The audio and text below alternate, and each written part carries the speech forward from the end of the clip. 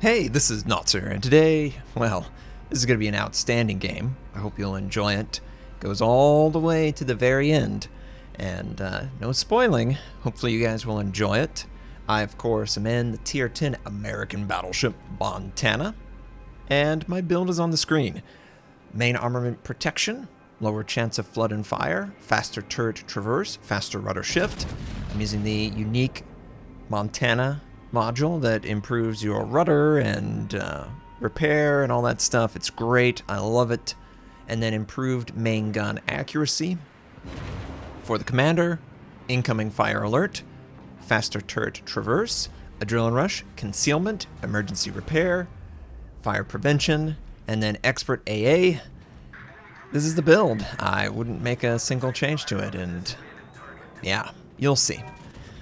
So, of course, we spawned on the left side, and enemy Smolensk was seen, so I decided to use my scout aircraft, and hopefully we get some decent damage. Yeah, 10,000's pretty good. Not a citadel, of course, but 10,000's pretty good. And my team already has a point captured in the face of a Smolensk. And I think partially because he was spotted. He definitely was afraid, so he dropped back into his smoke, of course, and I took advantage of that, and I'm hoping to see if he fires his gun. Come on, be greedy, man. Oh, torpedo hit. Fire at the last known explosion. And of course, half of the island clips that, but maybe we can get something. Anything. Well, anything's better than nothing. It's about 1,000. And, okay. Well, we got 8 point. That's fine. The enemy doesn't seem to want to go out wide because clearly we're not spotted. First clue, right? So that tells me that the DDs are either strong side on the east side. You know, the enemy team's primary objective has to be C point and B point. And I would guess that at least 3 of their DDs are over there. So I felt pretty safe. We've got a couple DDs here, a couple cruisers. I want to push. I want to try and break this flank and then somehow cut the map in half. Just down the B point horizontally. Instead of keeping it north and south, I want it to be east and west. Hopefully we can create some chaos by doing that. That was the idea. And of course we've got the Optimus Prime skin. Love this skin. One shall stand, one shall fall. Enemy torpedoes come by, harmlessly pass by, and hello, Mr. Smolensku. Interesting position you have chosen. I would not like to destroy you with a perfect broadside, and he just slowly shows it. Opening up, aim at the waterline, and we fire those American guns. Where did he go? He took mostly damage before I actually landed, but we got the Citadel, we knocked him out. Anytime you get a broadside cruiser in the Montana at that kind of range, it's going to be pretty hard to miss the Citadel. With the plunging fire so extreme, it's one of the best traits of the American battleships, and of course of the Montana, because she is a fantastic American battleship. Now, we are not alone here. There is clearly a DD, and I clearly am not in the best position, potentially. Because he could send torpedoes, obviously, and do tons of damage, and we are spotted by air, unfortunately. So he has a clue that we're right there, and I'm hoping that through this positioning, maybe a friendly is able to spot him, and then I can fire all 12 guns. Another great feature of the Montana is the amount of guns, even with AP loaded. It's going to do a lot of damage, and oh, he doesn't have enough health. Oh, silly, silly DD. Well, let's just finish him off. 5 overpins, plenty. We didn't even have to fire all 12 guns. We only fired 9. We were basically the Iowa. And another enemy down. 2 enemy ships. A third enemy daring is in the capture. I don't know why the enemy decided to send so many into this objective with 3 of our ships pushing on the western flank and clearly denying any spotting or assist. They have no idea, so why would you go into an unknown? You saw 2 of your teammates die back to back. Maybe it's not going to happen to you. Probably not. It's going to happen to you. I can guarantee you're going to take a lot of damage. 10,000? Yeah, I'll take that. Daring kills the tall end somehow. Secondaries are firing on the Daring. He is attempting to hide, and he hides right into torpedoes, right to his face. And it's the tall end, so he kind of got a little bit of payback right there. Now let's take stock of the situation. Enemy team has the East, also has B. We have A. And there are a couple enemies that are trying to escape from the west to the east. Those are the ones that I really want to take advantage of. And I'm not really afraid of every possible DD torpedo. There's a lot of players that play scared because they don't understand where the enemy position is and potentially where torpedoes are, especially as a battleship. There needs to be more aggression, guys. When you know there's no DDs in the area, who's going to stop you? A cruiser? Really?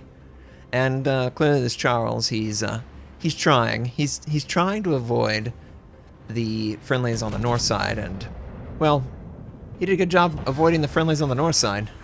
Just didn't do a good job avoiding me on the south side. And that's our third kill already. And, ooh, look at this. We're going to fit ourselves, hopefully, in a nice gap. Might take one torpedo on the nose. Hopefully not too much damage. It could have been worse. Enemy Ibuki, broadside. By taking this aggressive position, I have given my team a chance to... And really? More torpedoes? Really? I've given my team a chance, and... Alright, 4 kills. We're already up to 4. Ooh, nice. And he didn't even have torpedo range. Cool. So we're not going to take that second torpedo. We've already got 4 kills. 4 of the 5 kills on my team. But the enemy team is keeping up rather well. And I'm trying my best. Enemy Neptune spotted for half a second. Deciding how I'm going to aim at this guy. 1 second, guys. Sorry. It clipped out. Anyway, we fired right before. Hoping that the shells will land. He obviously drops off detection. Only 1 shell makes contact. Okay. Okay. That's fine. I had to skip over a little bit. I was fixing my cat cam on stream. Anyway, it was like 3 seconds. Anyway, we're pushing down south because I'm trying to get into a position to stall the eastern side of the enemy team. Because if we just go ring around the rosy, then they're gonna clear out friendlies very quickly. And that was a very abrupt weather change right there. Just have to say, that was weird. Anyway, we've got enemy Shimakaze spotted in the center. He is going to die. Nice. Friendlies take him out. And are attempting to capture the B point. So, at this point, I felt pretty confident that we'll have B, we have A. There's no enemies on the western side, so if we can close the gaps and force the enemy into a constricted area, we could potentially lock them up and just wear them down. I'm very healthy, so I felt like I had a lot of time left in this game that I could contribute to my team. And I'm just looking for a shot. Broadside, Massachusetts. Get a nice little American lead. You gotta give them a lead because your gun velocity is not the best, but if you use a dynamic crosshair like Nomogram, it will compensate. It will give you in real time a good lead indicator that you can always use reliably. Doesn't matter the type of ship. It will always scale. Another torpedo hit. Brindisi, nice. It will always scale appropriately regardless of the gun velocity, and that's why I like it. That's honestly why I wish it was the base binocular in the game. The Massachusetts dips in, and he softens his angle, hoping to get a Citadel. We don't get a Citadel, but we do get over 10,000 damage on him. San Luis gets detonated by the GK. That GK is a good player, so we got to be prepared to deal with him later. But right now, the Massachusetts is the priority, and we're just aiming at the water line. Just trying to do the best I can for my team. And the shells look good. It felt good. That was very spicy. And that's our 5th kill. Already. We're already 5 kills in and 136,000 damage. I love the Montana. Clearly, you guys can see why. It's amazing. And now we've got to deal with the enemy Cleveland, which he's kind of at an angle. And what you need to do at an angle is you need to drop that dispersion crosshair just a little bit so that he, wow, nice straddling of the target. Completely miss everything, of course. But if he's slightly angled coming in, you slightly lower your position so that you can obviously compensate for him closing the distance. But he's not closing the distance so rapidly that you want to put it right underneath his bow. You have to kind of draw it in at a percentage based on how he's angled. That's how I do my aiming in this position. Now the Cleveland, recognizing that he shouldn't continue going towards us because I'm closing that little window, I'm going to try and get on his flank and punish his side. And he is just barely able to protect it, but we are very capable of taking this guy out. Just need one more salvo. Looks like he's going to move forward. Obviously, pay attention to the smokestack. And then he's going to change his angle slightly. So then we're going to draw on our shot, and we're going to locate it down. This way, the shells should land pretty much in the center mass and take out the target. Then there's only 3 left. 151,000 damage so far. Massachusetts, GK, and then there is one other enemy ship that's hiding in the storm. Now my team looks good, right? This is looking like a great position. I've got broadside GK. Seemingly no one can see me, and the Massachusetts is on the other side, so I'm going to harass the GK as much as I can. We're going to just settle right here, and hopefully we can kill the GK before he kills his teammate. 14,000, nice healthy broadside. We earn high caliber. Very happy with that. Of course, we don't get any flags. Rest in peace, flags. I am as disappointed as you are. I miss them dearly because I get a lot of them. So you can imagine it's running dry rapidly, but that's okay. We're dealing with this situation. Another lead. I love to aim at the top of the hull when I know I can't get a citadel. That's how I get such chunky, and we do like 13,000 on him. You want to go center mass so that plus or minus dispersion will still hit him. And center mass on ships at range is the top of the hull. Now, I don't know exactly where the Massachusetts is, but my teammates are trying their best to lose their ships. We had a 5-3 advantage, now it's 3-3. We have 3 bases. There's no reason for my team to try and kill themselves. All they have to do, the gearing, all he has to do is keep the GK spotted, and I will shoot him. Enemy cruiser is attempting to capture my base. So I was hoping to either get a sight on him or a broadside on the GK. And we are spotted, so that means the enemy cruiser can actually see us. Now, maybe I should have taken a shot. Well, it would have been literally like 2 seconds that the enemy cruiser was spotted. Enemy Massachusetts is right on top of us. Great. Now, we slightly miss. The GK dips just in. And this Massachusetts, I do not want to give him the ram. The ram would not be good, but I am going to end up giving a lot of side. He either got 1 citadel or he just got a ton of overpen. Either way, we need to book it. We're going to head straight north, and I'm going to angle as best as I can.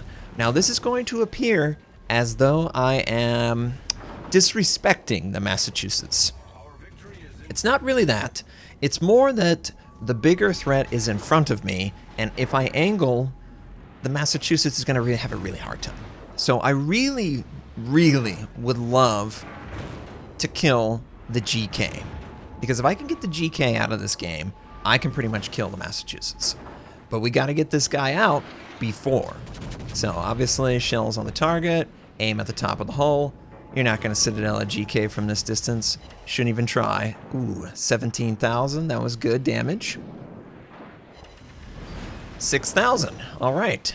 Enemy Massachusetts still on our tail. And I'm still headed this direction, hoping that I can kill the GK, maybe run into the Neptune, but we know that the Neptune has torpedoes.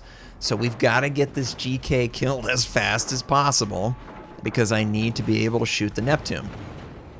And of course, he knocks out the gun. I decide I need the gun to try and win this. I decide let's use damage control to make it.